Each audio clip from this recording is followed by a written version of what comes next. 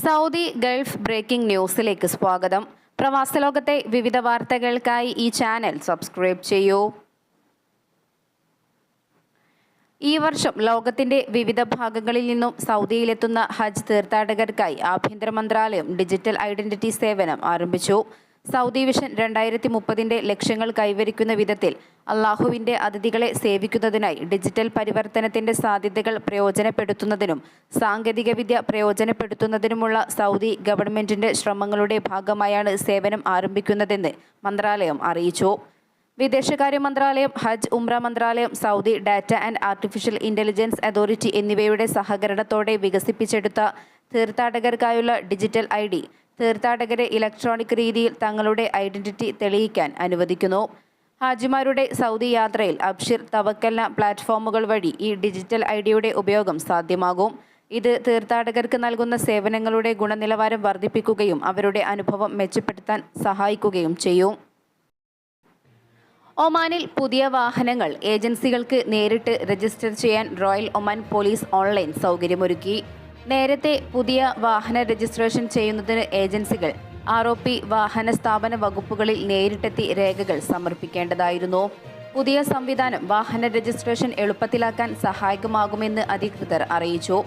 ഇതുമായി ബന്ധപ്പെട്ട് royal Oman police രാജ്യത്തെ നിരവധി വാഹന വിൽപ്പന ഏജൻസികളുമായി കരാറിൽ ഒപ്പുവെച്ചു. ഫലസ്തീൻ രാഷ്ട്രം സ്ഥാപിക്കുന്നതിലൂടെയും ഐക്യരാഷ്ട്രസഭയിൽ പൂർണ്ണ അംഗത്വം നൽകുന്നതിലൂടെയും മാത്രമേ മിഡിൽ ഈസ്റ്റ് മേഖലയിലെ സംഘർഷങ്ങൾ ഒഴിവാക്കാൻ കഴിയൂ എന്ന് ഒമാൻ അഭിപ്രായപ്പെട്ടു.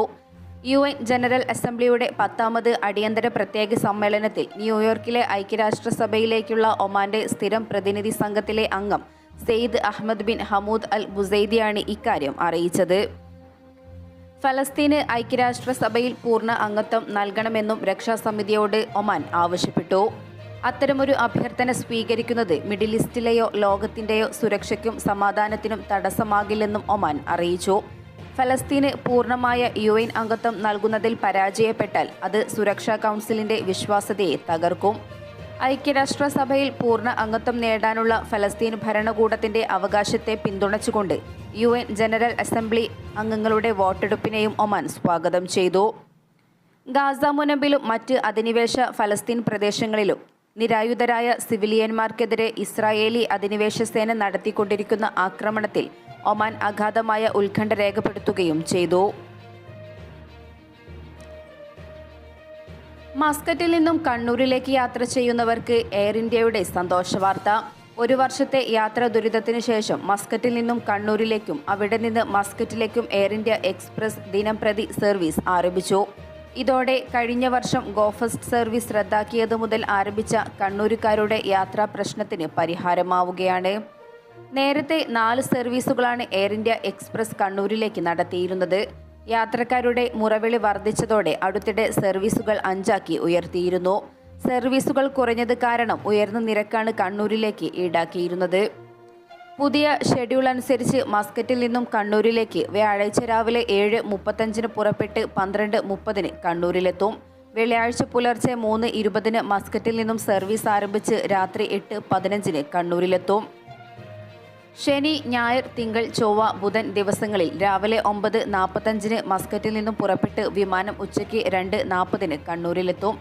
കണ്ണൂരിൽ നിന്നും മസ്കറ്റിലേക്ക് വ്യാഴാഴ്ച പുലർച്ചെ 4:35 പുറപ്പെട്ട് 6:35 മസ്കറ്റിലെത്തും. വെള്ളിയാഴ്ച അർദ്ധരാത്രി 12:20 പുറപ്പെടുന്ന വിമാനം പുലർച്ചെ 2:20 മസ്കറ്റിലെത്തും. ശനി, ഞായർ, തിങ്കൾ, ചൊവ്വ, ബുധൻ ദിവസങ്ങളിൽ കണ്ണൂരിൽ നിന്നും 6:45 പുറപ്പെട്ട് 8:45 മസ്കറ്റിലെത്തും. ദിനേന സർവീസ് ആരംഭിച്ചതോടെ മറ്റ് വിമാനത്താവളങ്ങളെ അപേക്ഷിച്ച് താരതമ്യേന കുറഞ്ഞ നിരക്കാണ് ഇപ്പോൾ ഈടാക്കുന്നത്. സ്കൂൾ അവധി അടുത്തതോടെ മസ്കറ്റിൽ നിന്നും കേരള സെക്ടറിലേക്ക് സർവീസ് നടത്തുന്ന എല്ലാ വിമാന കമ്പനികളും നിരക്കുകൾ കുത്തനെ ഉയർത്തിയിട്ടുണ്ട്.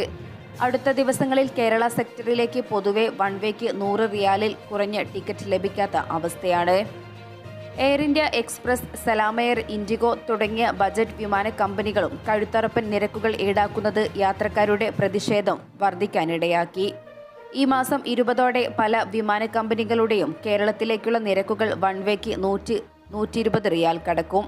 അടുത്ത മാസം വൺ വേക്ക് 150 റിയാലിന് മുകളിലാണ് നിരക്കുകൾ. ഇതോടെ അടുത്ത 2 മാസത്തേക്ക് കുറഞ്ഞ വരുമാനക്കാരായ പ്രവാസികൾ യാത്ര ഒഴിവാക്കുകയാണ്. കണ്ണൂരിലേക്ക് എയർ ഇന്ത്യ ദിവസേന സർവീസുകൾ നടത്തുന്നത് കണ്ണൂർ, കാസർഗോഡ്, വയനാട്, കോഴിക്കോട് ജില്ലകളിലെയും കർണാടക അതിർത്തിയിലെയും യാത്രക്കാർക്ക് അനുഗ്രഹമാകും. കണ്ണൂരിൽ നിന്നും സർവീസുകൾ കുറഞ്ഞത് കണ്ണൂർ, കാസർഗോഡ്, വയനാട് ജില്ലകളിൽ താമസിക്കുന്നവർക്ക് വലിയ പ്രയാസമുണ്ടാക്കിയിരുന്നു. ഈ മേഖലയിലുള്ളവർ അധികവും കോഴിക്കോടിനെയാണ് ആശ്രയിച്ചിരുന്നത്. കോഴിക്കോട്ട് നിന്നും ചുരുങ്ങിയത് 5-6 മണിക്കൂർ റോഡ് മാർഗം സഞ്ചരിച്ചാണ് വീടുകളിലെത്തിയിരുന്നത്. മംഗളൂരു, ബാംഗ്ലൂരു എന്നീ വിമാനത്താവളങ്ങളെ ആശ്രയിക്കുന്നവർക്ക് ദുരിതം പിന്നെയും വർദ്ധിക്കും. കുണ്ടും കുഴിയും നിറഞ്ഞ റോഡുകൾ താണ്ടി കോഴിക്കോട് വിമാനത്താവളത്തിലെത്തുമ്പോഴേക്കും ചിലപ്പോൾ വിമാനം പുറപ്പെട്ട് കഴിഞ്ഞിട്ടുണ്ടാകും. ഏതായാലും എയർ ഇന്ത്യ എക്സ്പ്രസ് കണ്ണൂരിൽ നിന്നും ദിവസേന സർവീസ് നടത്തുന്നതിനാൽ യാത്രക്കാർക്ക് ഏറെ അനുഗ്രഹമാണ്. ഒമാനെയും UAEയും ബന്ധിപ്പിക്കുന്ന ഹഫീദ് റെയിലിന്റെ നിർമ്മാണ ഒരുക്കങ്ങൾ അതിവേഗം നടന്നുകൊണ്ടിരിക്കുകയാണെന്ന് അധികൃതർ അറിയിച്ചു.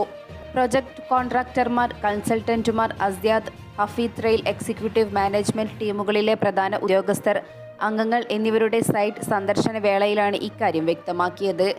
യാത്രക്കാരുടെ പ്രധാന സ്റ്റോപ്പുകൾ, അറ്റകുറ്റപ്പണികൾ, ഷിപ്പിംഗ് സ്റ്റേഷനുകൾ, പ്രധാന പാലങ്ങൾ, ടണൽ സൈറ്റുകൾ എന്നിവയുമായി ബന്ധപ്പെട്ട കാര്യങ്ങളായിരുന്നു സൈറ്റ് സന്ദർശനത്തിൽ ഉൾപ്പെടുത്തിയിരുന്നത്. പ്രദേശത്തിന്റെ ഗതാഗത ലോജിസ്റ്റിക് മേഖലയിൽ വലിയ മാറ്റങ്ങൾക്ക് വഴി തുറക്കുന്നതാണ് പദ്ധതി. പാതയിൽ 2.5 കിലോമീറ്റർ വീതമുള്ള 2 തുരങ്കങ്ങളും 36 പാലങ്ങളും ഉണ്ടാകും. പാലത്തിന് ചിലത് 34 മീറ്റർ ഉയരമുണ്ടാകും. വൈവിധ്യമാർന്ന ഭൂപ്രദേശങ്ങളും കാലാവസ്ഥാ സാഹചര്യങ്ങളും പരിഗണിച്ച് വളരെ തന്ത്രപരമായി തയ്യാറാക്കിയതാണ് റെയിൽവേ ശൃംഖല. ഏറ്റവും നൂതന സാങ്കേതിക വിദ്യകളായിരിക്കും നിർമ്മാണത്തിന് ഉപയോഗിക്കുക. അത്യാധുനിക റെയിൽ ശൃംഖല വിവിധ വ്യവസായ മേഖലകളെയും സാമ്പത്തിക പ്രവർത്തനങ്ങളെയും ഉത്തേജിപ്പിക്കും. ഇരു രാജ്യങ്ങൾക്കുമിടയിൽ എളുപ്പവും വേഗത്തിലുമുള്ള യാത്ര എളുപ്പമാക്കുന്നതിലൂടെ ടൂറിസം വ്യവസായത്തിന് ഗണ്യമായ സംഭാവന നൽകുകയും ചെയ്യും. സോഹറിലും അൽ ഐനിലും പാസഞ്ചർ സ്റ്റേഷനുകളും ബുറൈമി, സൊഹർ, അൽ ഐൻ എന്നിവിടങ്ങളിൽ ചരക്ക് സ്റ്റേഷനുകളും ഉണ്ടാകും. ഒരു ട്രെയിൻ യാത്രയിൽ 25,000 ടണ്ണിലധികം സാധാരണ ചരക്കോ അല്ലെങ്കിൽ 270-ലധികം സ്റ്റാൻഡേർഡ് കണ്ടെയ്നറുകളോ കയറ്റി അയക്കാൻ സാധിക്കും. മറ്റ് ഗതാഗത മാർഗങ്ങളെ അപേക്ഷിച്ച് ഇതിലൂടെ കാർബൺ ബഹിർഗമനം 10 മടങ്ങ് കുറയും എന്ന പദ്ധതിയിലൂടെ വൻ സാമ്പത്തിക ലാഭമുണ്ടാക്കാനും സാധിക്കും.